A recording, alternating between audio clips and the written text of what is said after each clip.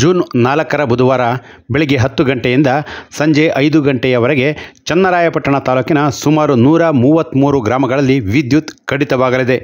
ಚನ್ನರಾಯಪಟ್ಟಣ ತಾಲೂಕಿನ ಸೆಸ್ಕ್ ವ್ಯಾಪ್ತಿಗೆ ಬರುವಂತಹ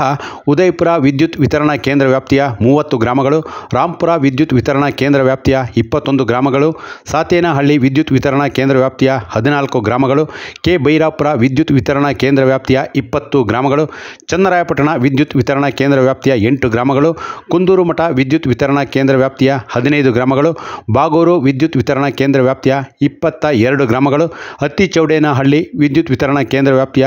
8 ಗ್ರಾಮಗಳು ಸೇರಿ ಒಟ್ಟು 133 ಗ್ರಾಮಗಳಲ್ಲಿ ವಿದ್ಯುತ್ ಕಡಿತವಾಗಲಿದ್ದು, ಈ ಎಲ್ಲ ಗ್ರಾಮಗಳ ಪಟ್ಟಿಯನ್ನು ಡಿಸ್ಕ್ರಿಪ್ಷನ್ನಲ್ಲಿ ಹಾಕಲಾಗಿದೆ. ಈ ವಿಡಿಯೋವನ್ನು ಚನ್ನರಾಯಪಟ್ಟಣ ತಾಲೂಕಿನ 133 ಹಳ್ಳಿಗೆ ತಲುಪಿಸಲು ತಮ್ಮ ವಾಟ್ಸಪ್